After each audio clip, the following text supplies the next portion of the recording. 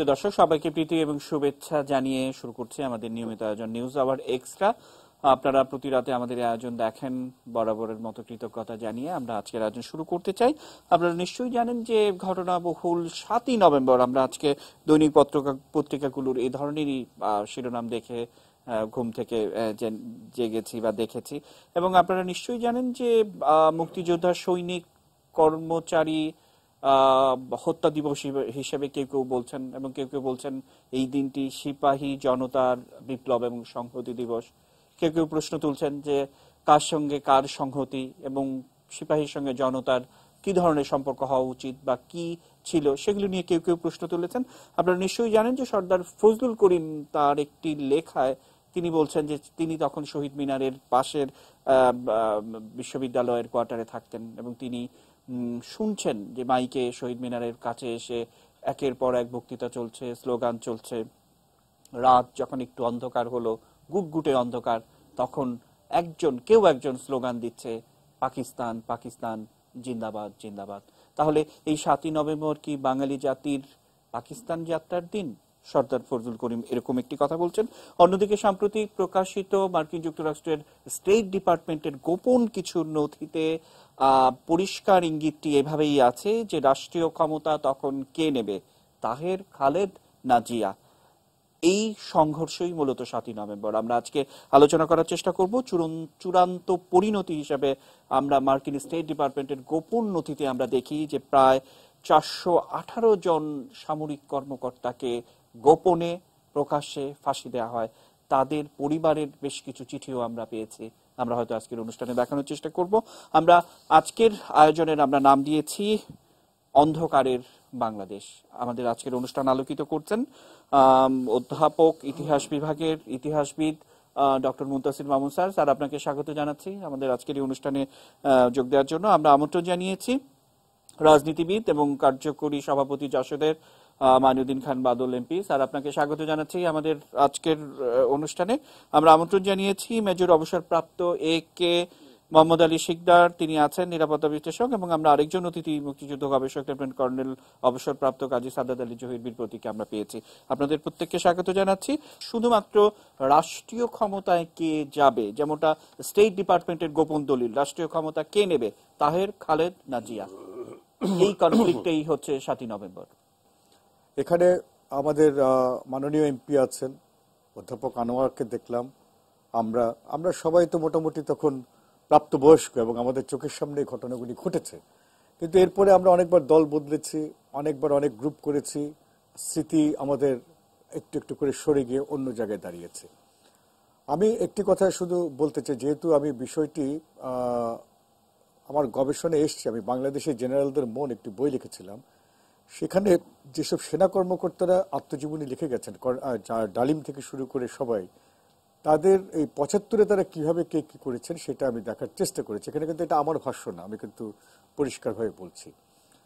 সেখানে কতগুলি প্রশ্ন উত্থাপন করা হচ্ছে। একটা হচ্ছে, দেখা যাচ্ছে এখানে একটা কথা বলে রাখা দরকার, 1975 সালে 15ই আগস্ট, 3রা নভেম্বর, 7ই নভেম্বর একই সূত্রে গাথা, এটা আমরা সবাই বলি। এবং এটার কারণটা হচ্ছে 1975 সালের 15ই আগস্ট যে উদ্দেশ্যে বঙ্গবন্ধুকে হত্যা করা হয়েছিল, সেই স্বপ্নটা তারা পূরণ করতে পেরেছিলেন আপনার 7ই নভেম্বরে। এখানে সেনাবাহিনীকে আপনার একটা একক হিসেবে বিচার করতে হবে। আপনারা ব্যক্তির উপরে জোর দিচ্ছেন, ব্যক্তি এখানে খুব বেশি একটা বিষয় নয় বা ফ্যাক্টর নয়।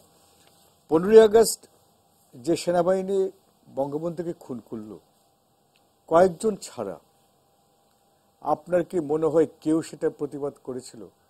কোনো কথা বললেই বলা হয় যে চেইন অফ কমান্ড ভেঙে গিয়েছিল। তো এর পরপর তো সবসময় তো চেইন অফ কমান্ড ভাঙছে। তো তখন চেইন অফ কমান্ড জিয়ার সময় ঠিক থাকে, অন্য সময় ঠিক থাকে না, এটা তো ঠিক নয়।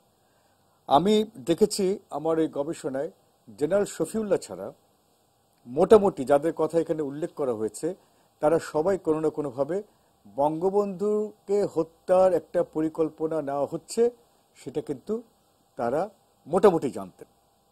কেউ বলেননি, এই যে বলেননি বা রিপোর্ট করেননি, এটি কিন্তু একটি অপরাধ। এটা হচ্ছে একটি বিষয়। এর মধ্যে কিন্তু আমি বলবো এখানে যাদেরকে আপনারা দেখিয়েছেন তারা সবাই অন্তর্গত। দ্বিতীয়ত ব্যাপার হচ্ছে জাসদ। জাসদের নেতৃত্ব দিচ্ছেন আপনার গণবাহিনী বা সামরিক বাহিনীর উইং যেটাকে বলেন কর্নেল তাহের। তিনিও কিন্তু সেনা কর্মকর্তা, তিনিও বিপ্লব চাচ্ছেন, বা বিপ্লব না হোক একটা সমস্ত মানে তার যে আদর্শ, যে সিপাহী জনতার একটা ঐক্য গড়ে কি করবে, নতুন সরকার গঠন করবেন বা নতুন কিছু করবেন। তো সেটার মূল উদ্দেশ্য কি? তাহলে তো তৎকালীন যে সরকার আছে সেটাকে উৎখাত করে তো এটা সম্ভব, উৎখাত না করে তো এটা সম্ভব নয়। তো সুতরাং তার লক্ষ্য ভিন্ন, মানে তার পথ ভিন্ন হতে পারে, লক্ষ্য কিন্তু একই ছিল। এরপরে আসেন আপনি খুন করার পরে খালেদ মোশাররফ এলেন। আমি সবখানে দেখেছি, আমার কিন্তু ব্যক্তিগতভাবে কারো বা পক্ষে বিপক্ষে কোনো অনুরাগ বিরাগের কোনো বিষয় নেই। খালেদ মোশাররফ এলেন, তিনি যদি ক্ষমতা দখল করলেন বা ক্ষমতায় এলেন, কিন্তু সেই সময় কি যারা খুন করেছিল বঙ্গবন্ধুকে তাদেরকে পাঠিয়ে দেওয়া হয়নি? তখন কি এই যে একদিনই হলো, একদিনও কি তিনি বলেছেন যে বঙ্গবন্ধু যাদের খুন করা হয়েছে তাদেরকে আমরা ধরবো, তাদের আমরা বিচার করব, আমরা ফ্লাইট বন্ধ করে দিচ্ছি? কারণ তিনি তখন ক্ষমতায়, তার বিরুদ্ধে যদি পাল্টা কু হয় তিনি লড়তেন। আপনি কোন স্টেটমেন্ট দেখাতে পারবেন যে তার যে হাসি মুখে ব্যাচ পড়ানো, সেখানে কিন্তু আপনার দেখা যাচ্ছে যে ক্ষমতার ব্যাপারটাই আসছে। এটা গেল একটা দিক। খালেদ মোশাররফ যে যখন জিয়া এলেন সেখানে কে সহায়তা করেছিলেন? কর্নেল তাহের। এখন অনেক জায়গায় অনেক বই অনেক কিছু লেখা হয়েছে তার সম্পর্কে, আমি সেগুলিতে যাব না, কিন্তু কর্নেল তাহের তো জিয়াকে মুক্ত করেছেন। এখন আপনারা বলতে পারেন যে শৃঙ্খলা ফিরিয়ে আনতে, তো খালেদ মোশাররফের সময় শৃঙ্খলা ফিরিয়ে আনতে কেউ এগুলো না কেন? এক, বা খালেদ মোশাররফের সময় কেন শৃঙ্খলা ভাঙ্গা হলো? এটা হচ্ছে দ্বিতীয় প্রশ্ন। তৃতীয়ত হচ্ছে যে জিয়াউর রহমানকে যখন তিনি মুক্ত করলেন তখন জাসদ তাদের বাহিনী নিয়ে তারা বেরিয়ে গেছে এবং সিপাহী জনতা ভাই ভাই। এখন কোন দেশে আপনি দেখেছেন যে কোন রকম সরকার গঠন করা যায় বা বিপ্লব করা যায় সিপাহী জনতার ভাই ভাই? এটা তো মানে সিভিল কর্তৃত্ব একটা বিষয়, কিন্তু আমরা বারবার এড়িয়ে যাই।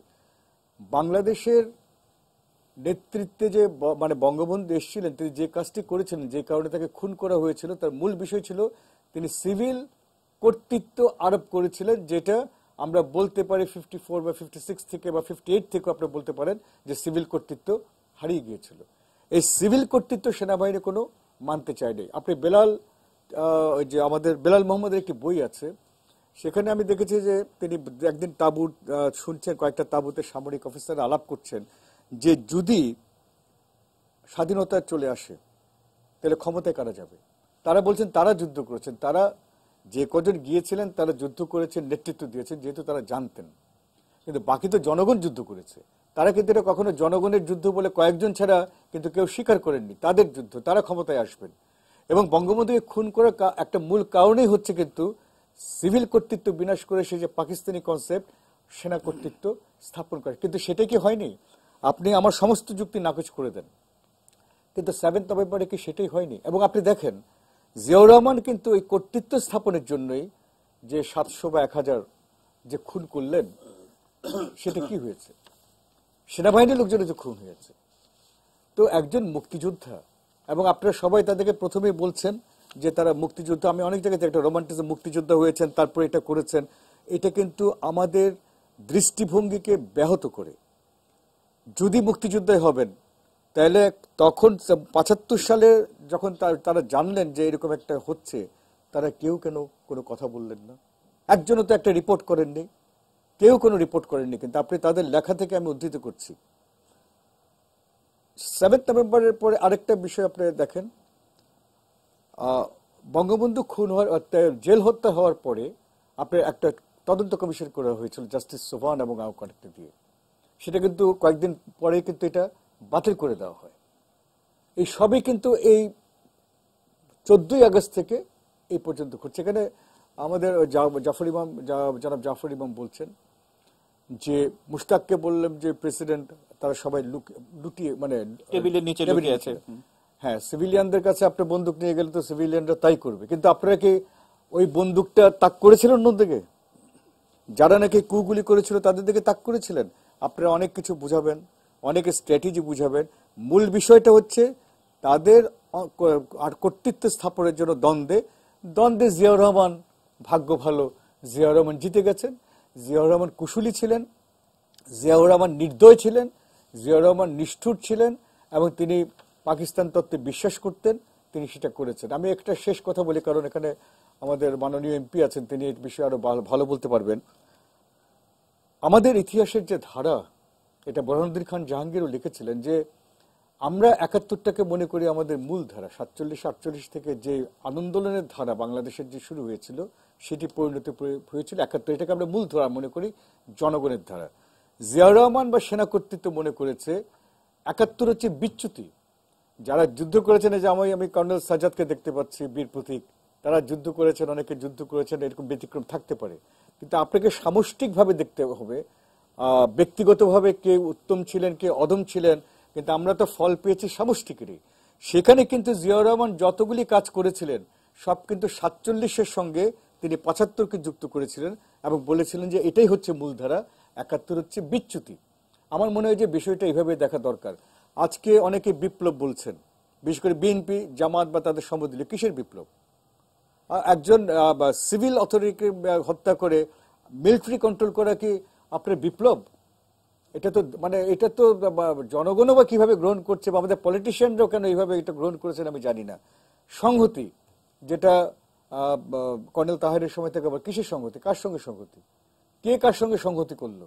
আপনি ঘোষণা করলেন আর সংহতি হয়ে গেল। অনেকে বলছেন যে কি বলে মুক্তিযোদ্ধা হত্যা দিবস। কেন? মুক্তিযুদ্ধ হলে একজনও তো বঙ্গবন্ধু বিরোধী। আমি ঠিক আছে, আমরা মুক্তিযুদ্ধ করিনি, আমরা আপনি বলতে পারেন যে আমরা রাজাকার সবকিছু, কিন্তু এই যে মুক্তিযোদ্ধারা, তারা কোনজন বঙ্গবন্ধুর পক্ষে দাঁড়িয়েছিলেন? যদি তারা মনে করেন যে বঙ্গবন্ধুটাকে তারা যুদ্ধ করেছিলেন, একটা আপনাকে ইনস্ট্যান্স দেন। এটা হয়নি। সুতরাং আপনি এটাকে মুক্তিযুদ্ধ দিবস না, আপনি যে কথাটা বলেছেন আমি বলছি সেটার সঙ্গে একমত প্রণব, যেটা হচ্ছে সেনা সৈনিক হত্যা দিবস।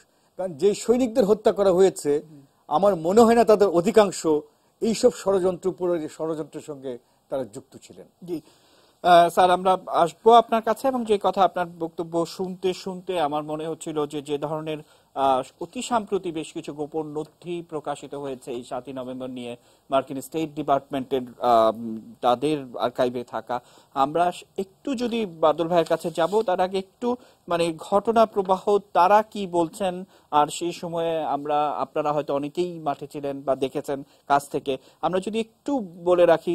সেখানে কিন্তু বলা হচ্ছে যে নভেম্বরের ২ তারিখ, অর্থাৎ ৭৫-এর নভেম্বরের ২ তারিখ মধ্যরাতে জাতীয় ৪ নেতাকে হত্যা করা হলো কারাগারে, এবং ৩ নভেম্বর খালেদ মোশাররফ পাল্টা কু করে তিনি সামরিক বাহিনীর কর্তৃত্ব বেস পড়ার ছবি, যেটি মাহমুদ স্যার কিছুক্ষণ আগে বললেন, সেটা আমরা হয়তো আমাদের আর্কাইভেও আমরা দেখিয়েছি। এবং ৪ নভেম্বর সকালে বঙ্গবন্ধুর ঘাতকদের ব্যাংককে চলে যাবার অনুমতি দেন খালেদ মোশাররফ, এবং সেখানে তদানীন্তন মার্কিন যিনি প্রধান ছিলেন ঢাকায়, এবং তিনি তার আত্মজীবনীতেও এই কথাটি লিখেছেন যে খুব নিচু দিয়ে একটি বিমান, এবং সেখানে ২০ জন সামরিক কর্মকর্তা সহ একটি বড় দলই কিন্তু সেখানে যাওয়ার অনুমতি দেন খালেদ মোশাররফ, এবং সেটির ডকুমেন্টেশনটিও আমরা হয়তো পাই। ৪ নভেম্বর দুপুরে সেনা প্রধান হন খালেদ মোশাররফ, অর্থাৎ যেতে দেন সকালে, দুপুরেই তিনি হয়ে যান। সন্ধ্যায় পেনশন সহ সকল সুবিধার নিশ্চয়তা চান মেজর জিয়াউর রহমান। এটা হচ্ছে ৪ নভেম্বর সন্ধ্যার ঘটনা। ৫ই নভেম্বর কর্নেল তাহের এবং জিয়ার ঐক্য, স্টেট ডিপার্টমেন্ট বলছে। ৬ নভেম্বর দিনভর পাল্টা কূট গুজব এবং গণবাহিনী এবং জাসদের নেতাকর্মীদের ঢাকায় অবস্থানের নির্দেশ দিয়েছেন তাহের, এরকম লিফলেট বিতরণ এবং লিফলেটের ছবিও সেখানে প্রকাশিত হয়েছে। ৭ই নভেম্বর ১৯৭৫ সকালে পাল্টা কুতে খালেদ সহ ৩ নেতার নিহত, সম্ভবত মেজর হায়দার এবং মেজর হুদা যে সময় তার সঙ্গে নিহত হন। ৭ই নভেম্বর সন্ধ্যায় সেনাবাহিনীর পূর্ণ নিয়ন্ত্রণে জিয়া, এবং তারপরে আমরা দৃশ্যপটে তাহেরকে দেখি না, এবং স্টেট ডিপার্টমেন্টের সেই লাস্ট লাইনটি এরকম যে কর্নেল তাহেরকে গ্রেপ্তার এবং পরে ফাঁসি, এবং অতি দ্রুত ৪১৮ জন সামরিক কর্মকর্তা কে ফাঁসি দেওয়া হয়, এবং তাদের নাম, ঠিকানা এবং বেস নাম্বারও আমরা পাই। আমরা হয়তো আলোচনা করব। এই হচ্ছে মূলত স্টেট ডিপার্টমেন্ট যে ঘটনার প্রবাহ দিয়েছে সেটি। বাদল ভাই, আপনার কাছ থেকে বাকিটা শুনতে চাই। শুনুন, আমি একটা কথা এভাবে বলি, ইতিহাস ব্যাখ্যা করার দায় দায়িত্ব ঐতিহাসিকদের হাতে দেওয়া বাঞ্ছনীয়। কারণ ইতিহাস ব্যাখ্যা করার ক্ষেত্রে নির্মোহ দৃষ্টিভঙ্গি খুব খুবই কঠিন ব্যাপার। আমি এই ঘটনাসমূহের পার্টিসিপেন্ট, সুতরাং আমাকে জিজ্ঞেস করলে আমি আমার অবস্থান থেকেই উত্তর দেব, সেটা খুব স্বাভাবিক। So if you ask right or, আমি আমার অবস্থান ব্যাখ্যা করতে পারি। এই জায়গায় আমি প্রথম কথাটি বলে রাখি, আমি পার্লামেন্টে খুব স্পষ্টভাবে বলেছি, খুবই স্পষ্টভাবে, যে from 72 to 75 and from 75 to this killing 7 November পর্যন্ত, এই যে পিরিয়ড, এই পিরিয়ডের মধ্যে এই ঘটনাবহুল সময়ে এটা ঐতিহাসিক সত্য, আওয়ামী লীগ ক্ষমতায় ছিল, এবং তার চেয়েও বড় ঐতিহাসিক সত্য আমরা প্রধান বিরোধী দল ছিলাম। দ্বিতীয়টা হলো 1973-এ এটা ঐতিহাসিক সত্য যে আমরা নির্বাচনী প্রক্রিয়ায় অংশ নিয়েছিলাম। সেই 73-এর নির্বাচনী প্রক্রিয়াটির ব্যাপারে ঐতিহাসিকরা মুখ খুলবেন। এটাও ঐতিহাসিক সত্য, আমরা ওই বঙ্গবন্ধুর হত্যার সময় নয়, তার আগে থেকেই we have pick up arms বলে কয়ে আমরা গণবাহিনী করলাম, আমরা শক্তি প্রয়োগ করে আমরা বর্তমান সরকারকে সরিয়ে দেব। এখানের মধ্যে কোনো লুকোচুরি নেই। বাট একটা কথা আমি খুব স্পষ্ট বলি, জাতীয় সমাজতান্ত্রিক দলের সামগ্রিক রাজনৈতিক প্রক্রিয়ায় কখনোই বঙ্গবন্ধুর তাকে হত্যা কিংবা তাকে সমূলে উৎপাটন এই ধরনের কোনো ব্যাপার ছিল না। আমি আজকেও বলছি, একজন অংশগ্রহণকারী হিসাবে বলছি, মোটামুটি একজন দায়িত্ববান লোক হিসেবে বলছি, বঙ্গবন্ধুর উৎখাতের জন্য আমরা টুথ অ্যান্ড নেইল মুভমেন্ট করেছি। কিন্তু বঙ্গবন্ধুর যেই উৎখাত প্রক্রিয়া, এই প্রক্রিয়ার সাথে জাতীয় সমাজতান্ত্রিক দল মোটেই জড়িত নয়। কোনো বিশেষ ব্যক্তি যদি এটাতে উৎসাহী ভূমিকা পালন করেন, ইতিহাস তাকে জিজ্ঞেস করবে। As for the party is concerned, the answer is emphatic no. এটা একটা। এবং এর পাশাপাশি আমরা এটাও বলবো যে 7ই নভেম্বরের মানে নভেম্বরটা যখন এন্টার করলো, তখন দেশে যে ঘটনা প্রবাহগুলো ঘটছিল, যেটা মুনতাসির মামুন সাহেব চমৎকার ভাবে বলেছেন, সেখানে আমাদের বিবেচনা বোধ ছিল যে এই ধরনের প্রতিদ্বন্দ্বিতা, সবচেয়ে বড় যে সমস্যাটাকে আমরা বিবেচনা করছিলাম সেটা হলো the intrusion of Indian army. তারা যদি প্রবেশ করে ল অ্যান্ড অর্ডার রক্ষার নামে, তাহলে আমরা দীর্ঘদিনের জন্য অন্য ধরনের সংগ্রামে আমাদেরকে লিপ্ত হতে হবে। সেখানে আমাদের বিবেচনায় আমরা মনে করেছি যে এই পরিস্থিতিতে, এই অরাজক পরিস্থিতি যেখানে স্বার্থের দ্বন্দ্ব হচ্ছে, সেখানে we can play a role. আমরা আমাদের মতো করে বিপ্লব করে পরিস্থিতি পাল্টে দিতে পারি। সেখানে তো নতুন কথা না, আমরা চেষ্টা করেছি। আমাদের চেষ্টার মধ্যে আমরা যেটা মনে করেছি, ব্যাপক জনগণকে আমরা সিপাহীদের সাথে যুক্ত করতে পারবো, আমরা সেটা পারিনি। না পারার কারণে আমাদের ব্যর্থতা হয়েছে, এবং ব্যর্থতার মাসুল আমাদেরকে হারে হারে দিতে হয়েছে। So it is as simple as that. এবং সেইখানে আমি কনক্লুড করব যে সেনা হত্যার যে ব্যাপারটি তো জাসদকে যুক্ত করা হয়, আমি খুব তীব্রভাবে দাবি করব, এই ধরনের মিটিংয়ে বা টক শোতে দাবি না করে কেউ যদি মনে করেন সেনা হত্যার সাথে জাতীয় সমাজতান্ত্রিক দল যুক্ত ছিল, মামলা করেন, let there be a tribunal. এখনো আমরা যারা জীবিত আছি, we will face that tribunal. যে কাজটির সাথে আমরা যুক্ত নই, সে কাজটি আমাদের কাঁধে। আমি তো বললামই, আমরা বিপ্লব ঘটাতে চেয়েছি, নিশ্চয়ই বিপ্লব একটা ডাইনিং টেবিল। বাদল ভাই, আমরা একটু আসতে চাই, আমরা তারও কিছুটা পেছনেও যেতে চাই। সেই মুহূর্তে নিশ্চয়ই আপনি জানেন যে অ্যান্থনিও ম্যাসকারেন্সের সঙ্গে একটি ইন্টারভিউতে অনেক কথাই বলেছিল সেই সময়কার সামরিক কর্মকর্তারা যারা বঙ্গবন্ধু হত্যার সাথে সম্পৃক্ত ছিল। সেখানকার কিছুটা অংশ আমরা একটু দেখব, কিন্তু একজন দর্শক আছেন এই মুহূর্তে, আমরা তার প্রশ্নটি একটু নিতে চাই। দর্শক, আপনি আপনার নাম বলে প্রশ্নটি করুন। জি, আসসালামু আলাইকুম। আমি অ্যাডভোকেট সুপ্রিম কোর্ট এবং প্রকাশক জাতীয় দৈনিক আমাদের সময় SM বক্স কল্লোল বলছি। আমার প্রশ্ন হচ্ছে, এই 7ই নভেম্বর জিয়াউর রহমান সাহেব সামরিক শাসনের ক্ষমতা বলে ক্ষমতা দখল করেছিলেন এবং বিএনপির জন্ম হয়েছে সেই সামরিক শাসনের মধ্যেই। পহেলা সেপ্টেম্বর 1978। এরপরে 5th অ্যামেন্ডমেন্টের অপারেটিভ পার্ট অফ জাজমেন্টে 354 চ্যাপ্টারে বলছে, while dismissing the leave petition we are putting on record of our total disapproval of martial law। তাহলে এই মার্শাল ল তো বিএনপি ব্যান্ড হয়ে যায়। বিএনপি নামক দলটি তো ওনার ওই মার্শাল লর মধ্যে করা তো থাকে না। আমার প্রশ্নটি হচ্ছে, এই জায়গায় যথাযথ কর্তৃপক্ষ, নির্বাচন কমিশন অথবা যথাযথ কর্তৃপক্ষ বিএনপিকে এই অপারেটিভ পার্ট অফ জাজমেন্ট এবং মার্শাল লর মধ্যে কোন দল সৃষ্টি হলে সেই দলটি ব্যান্ড হয়ে যায়। আমরা আসলে বুঝতে পেরেছি, এটা নিয়ে আমরা হয়তো কথা বলবো। আমরা ছোট্ট একটি বিরতিতে যেতে চাই। দর্শক থাকুন এটি নিউজের সঙ্গে।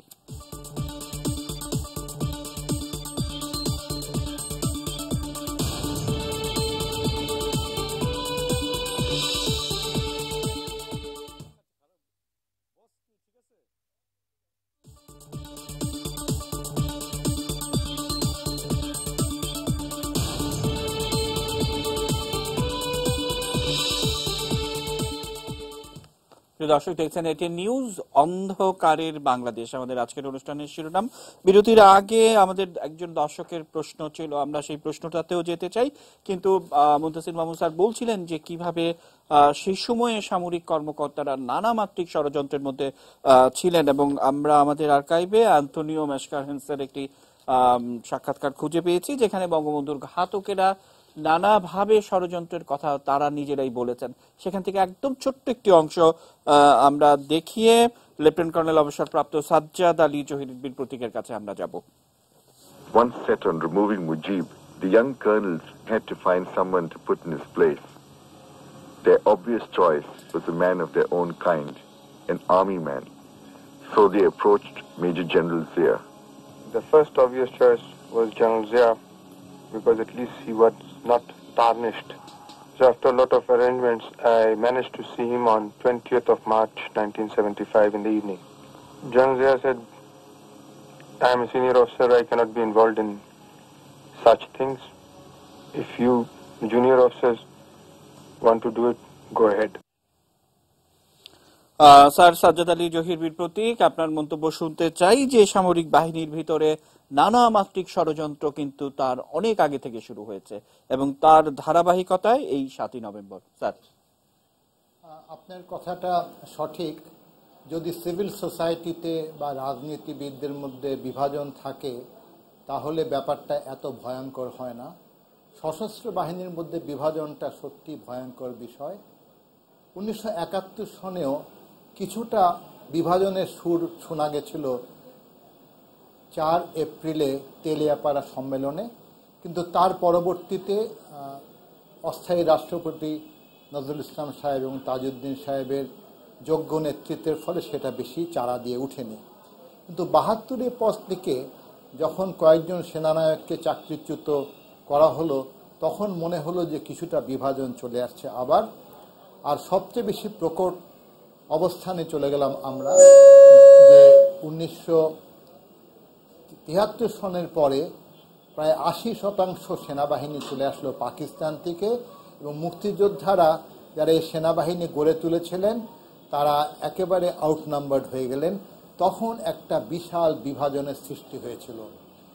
এই সময়টার ছিল একটা ভয়ঙ্কর সময়, এবং এইসব সময়ে অনেক রকম ষড়যন্ত্র হয়, দেশি বিদেশি চক্র তাদের মধ্যে অনুপ্রবেশ করে। আসল কথা মনে রাখতে হবে, বাংলাদেশের বিষয়ে, স্বাধীনতার বিষয়ে বহু দেশ, অনেক দেশ এবং অনেক গোষ্ঠী খুব অখুশি ছিল, তারা প্রতিহিংসা নেওয়ার চেষ্টা করেছিল এবং বাংলাদেশের ইতিহাসটার মোড় পরিবর্তন করার চেষ্টা করছিল, এটা একেবারে সঠিক। তখন এই ঘটনাটা হলো ৭৫ সনে, যে বঙ্গবন্ধু তার পরিবার হত্যা এবং পরবর্তীতে জাতীয় নেতাদের হত্যা। এটাই ছিল বিভাজনের একটা ফল এবং উচ্চভিলাষী ব্যক্তিদের একটা আকাঙ্ক্ষা এবং বিদেশি ষড়যন্ত্রের ফল। তারপর যে ঘটনাটা হলো, আজকে আমরা অনেক বিশ্লেষণ করছি, কিন্তু ইতিহাস একটা কথা বলে, a dictator cuts the ladder through which he climbs. সুতরাং জিয়াউর রহমান সাহেব এই কাজটাই করেছিলেন, কিন্তু আবার বলা হয় history is cruel to those who cannot be cruel to the others. এই ব্যাপারে খালেদ মোশাররফ সাহেব বিফল হয়েছিলেন। He could not be cruel but others were cruel on him. এই জন্যই হয়তো ইতিহাসের একটা মোড় পরিবর্তন হয়ে গেছিল। শুধু এই পুরা সংঘাতের সময়, সংগ্রামের সময় বা এই বিদ্রোহের সময় যেটা আমরা বলি, শুধু খালেদ মোশাররফ একমাত্র ব্যক্তি যিনি কাউকে হত্যা করেননি। He was kind, so history was not kind on হিম।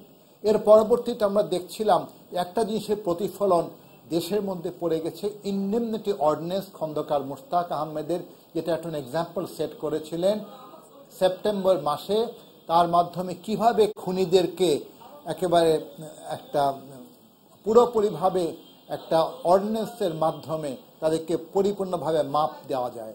তার জন্য হয়তো অনেকের মনে ছিল আমরা যদি বিদ্রোহ করি বা আমরা যদি এরকম কোনো স্টেপ নেই, আমাদের বিরুদ্ধে কোনো রকম অ্যাকশন নেওয়া হবে না। ইনডেমনিটি বা ইম্পিউনিটি সমাজে চলে এসেছিল। তার পরবর্তীতে আমরা শুনেছি জিয়াউর রহমান সাহেবের সময় প্রায় 19টা কু হয়েছিল, ছোট এবং বড়। এর মাধ্যমে জাতির কি হলো? জাতি গণতন্ত্র হারালো, জাতির জনককে হারালো, মুক্তিযুদ্ধের আমাদের আর্কাইভে আবারও একটু ফিরে নিতে চাই আমরা। বিশেষ করে জিয়াউর রহমানের একটা রিঅ্যাকশন পেয়েছিলাম, বিশেষ করে ৭ই নভেম্বরের পর বিশেষ করে আমরা সিপাহী জনতার ভাই ভাই ঐক্য ইত্যাদি ইত্যাদি আমরা ভিডিও ফুটেজে দেখছি যে অতি ছোট ছোট বাচ্চারা তারা স্লোগান দিচ্ছেন এবং বিশেষ করে এপির আর্কাইভে আমরা সেটি একটু পেয়েছি। আমরা একটু দেখিয়ে আপনাদের মন্তব্য শুনবো।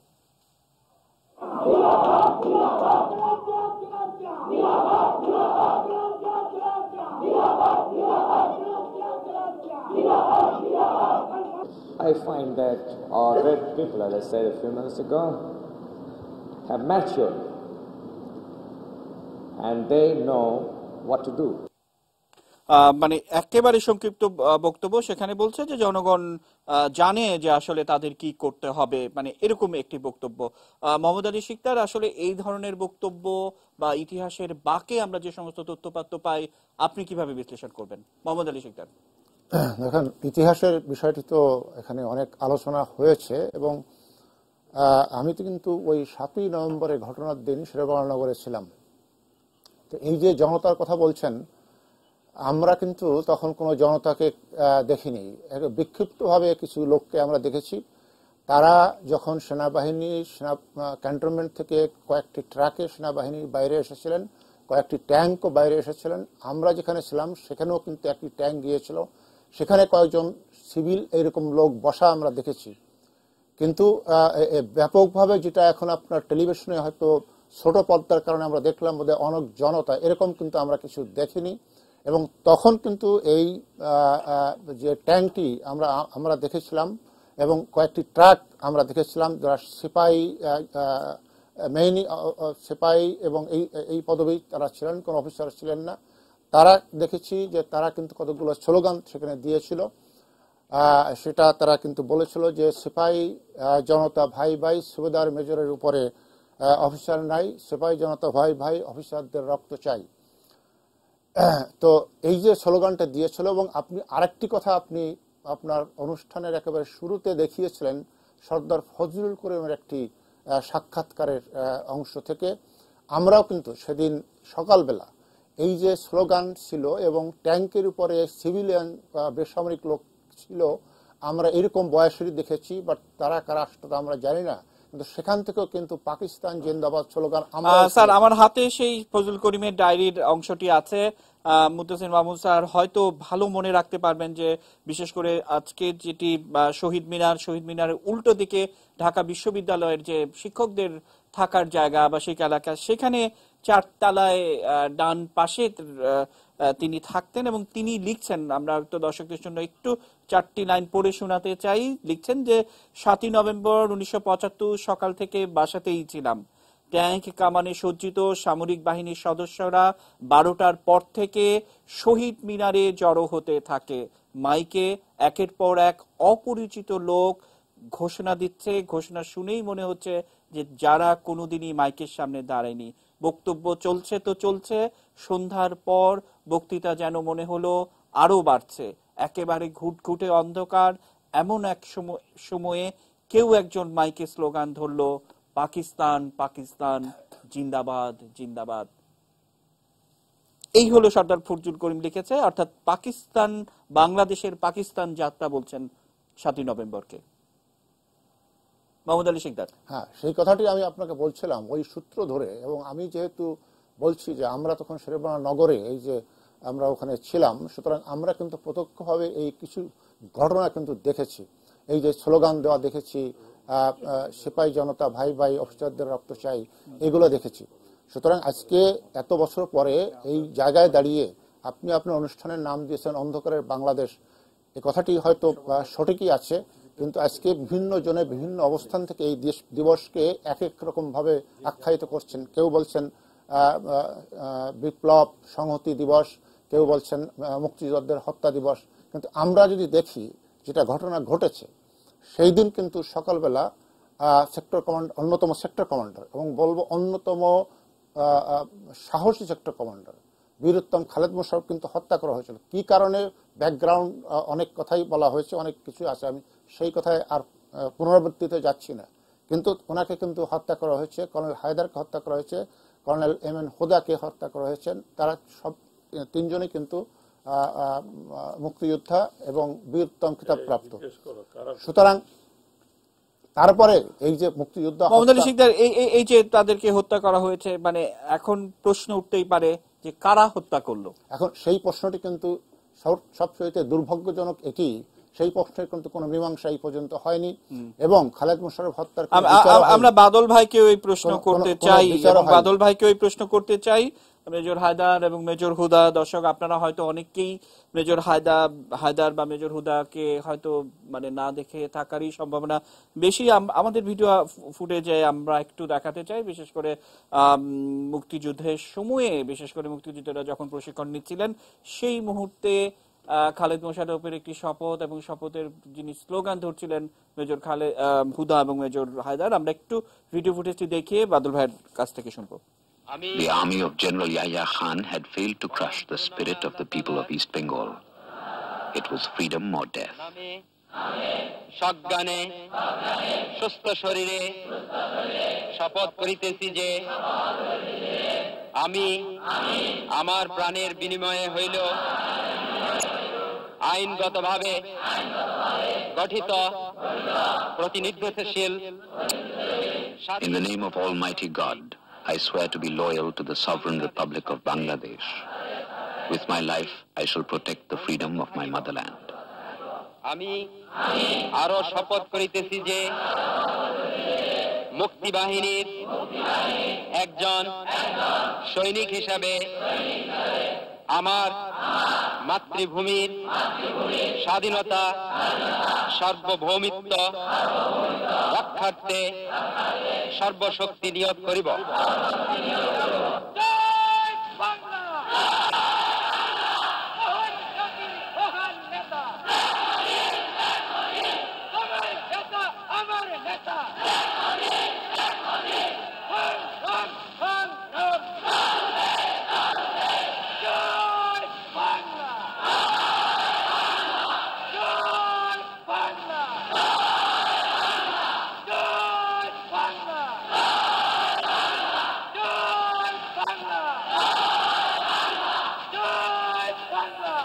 দর্শক, যে ভিডিও ফুটেজটি আপনারা দেখলেন, খালেদ মোশাররফকে আপনারা মোটামুটি সবাই চেনেন এবং নীল শার্ট পরা যিনি স্লোগান ধরছিলেন এবং তিনি হচ্ছেন মেজর হায়দার এবং পাশের জন দাঁড়ানো তিনি মেজর হুদা, ২ নম্বর সেক্টরে, নিশ্চয়ই আপনারা জানেন। বাদল ভাই, যে প্রশ্নটি যে কারা তাহলে এই দুইজন সহ খালেদ মোশাররফকে হত্যা করলো? বাদল ভাই, আপনি এমন ভাবে প্রশ্ন করছেন যেন ব্যাপারটি আমি সরাসরি জানি।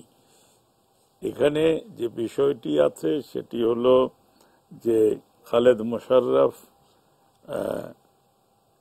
আর 2জন সহকর্মী সহ he has chosen that particular Sher-e-Bangla Nagar. সেটাতে তিনি গেছেন বিকজ তিনি ওখানটাকে সেফ মনে করেছেন। সুতরাং শেরেবাংলা নগরে কারা ছিলেন, এখন মোহাম্মদ আলী সরকার সাহেব বলছেন তারা ছিলেন। সো তারা কারা ছিলেন, এবং আমার যতটুক জানা আছে উনি আরো ভালো বলতে পারবেন, যে রংপুর থেকে খালেদ মোশাররফের অনুগত কিছু সৈনিকের আসার কথা ছিল। সো এই মৃত্যুকূপে জনগণ বা জাসদের গণবাহিনী বা উনি তো বলছেন, আর ওইটা খুব রিমোট এলাকা তখন 71, ওখানে কোনো ধরনের মানুষের তৎপরতা বা অপতৎপরতা কোনোটাই ছিল না। এটা অ্যাবসলিউটলি একটা সেনাবাহিনীর ডোমেইন ছিল।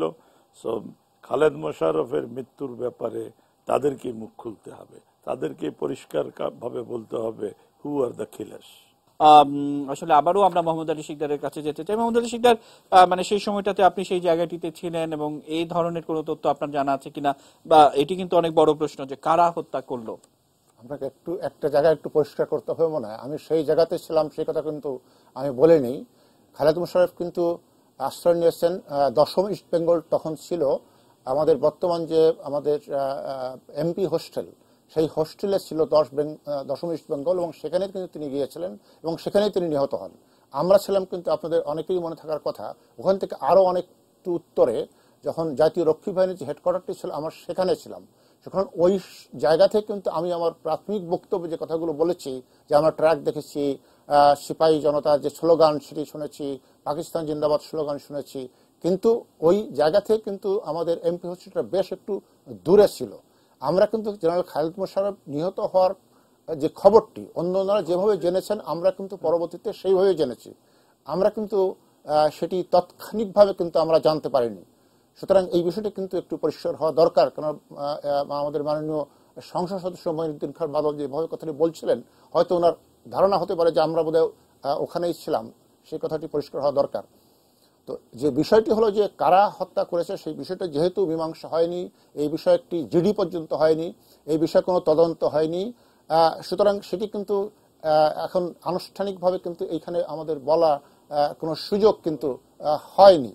সুতরাং কিন্তু যে বিষয়টি হলো যে এই যে বৃহত্তরভাবে এই যে হত্যাকাণ্ড ঘটেছে 1975 সালের 15 আগস্টের পর থেকে তার পরবর্তী যে সময়গুলোতে আপনারা যদি দেখেন, সেটি কিন্তু একই সূত্রে গাঁথা, এবং সেখানে শুধু যে বাংলাদেশের ভিতরে যাদেরকে আমরা দেখি সামনের সারি থেকে হত্যাকাণ্ডগুলো তারা যারা চালিয়েছে বলে আমাদের কাছে প্রতীয়মান হয় বা আমরা বিভিন্ন জায়গায় দেখি, তার পিছনে কিন্তু ভূমিকা ছিল, আন্তর্জাতিক ষড়যন্ত্র ছিল। এবং এটা তো এখন এই মাস্কারহান্সের যে বইটি আছে সেটা আছে, অন্যান্য যারা গবেষণা করেছেন তারাও আছেন, যে এই 15 আগস্ট থেকে এই পর্যন্ত যত হত্যাকাণ্ডগুলো হয়েছে, এই যে 7 নভেম্বর এবং পরবর্তীতে সেনাবাহিনীতে যে প্রায় 19-20টার মতো কু হয়েছে 1982 সালের আগ পর্যন্ত, সব জায়গায় কিন্তু পাকিস্তানের যে গোয়েন্দা সংস্থা ISI তার কিন্তু একটি সংশ্লিষ্টতা নানাভাবে, নানা গবেষণায়, নানা বইতে কিন্তু সেটি দেখা যায়। সুতরাং এই যে খালেদ মোশাররফের যে হত্যাকাণ্ড ঘটল, শুধু তাই নয়, ওই 7 নভেম্বরে কিন্তু ঢাকা সেনানিবাসে আরো প্রায় 1 ডজনের উপর অফিসারকে কিন্তু হত্যা করা হয়েছিল, এবং সেটি কিন্তু ওই স্লোগান দিয়ে হত্যাকাণ্ড চালানো হয়েছিল।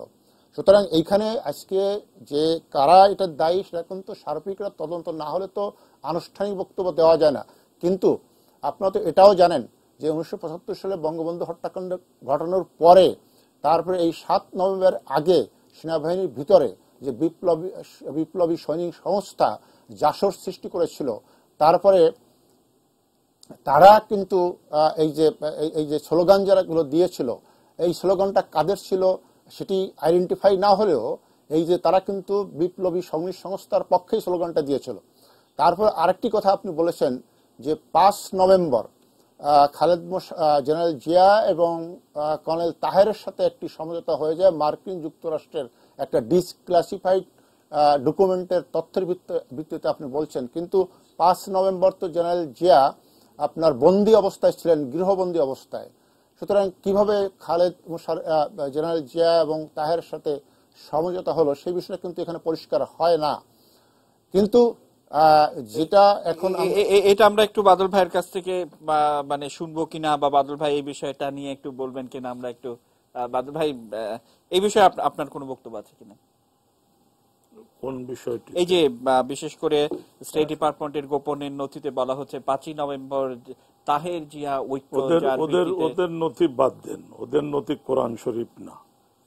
আমি যেটা বলছি সেটা হলো যে জেনারেল জিয়া তাহের সেনাবাহিনীতে অবস্থানরত কাল থেকেই খুব ঘনিষ্ঠ বন্ধু ছিলেন এবং জাতীয় সমাজতান্ত্রিক দলের এই যে প্রচেষ্টাগুলো চলছিল, আমার জানা মতে এই প্রচেষ্টা চলাকালীন অবস্থায়, মানে I don't mean the November, I mean after 74 পরবর্তীকালে তিনি বেশ কয়েকবার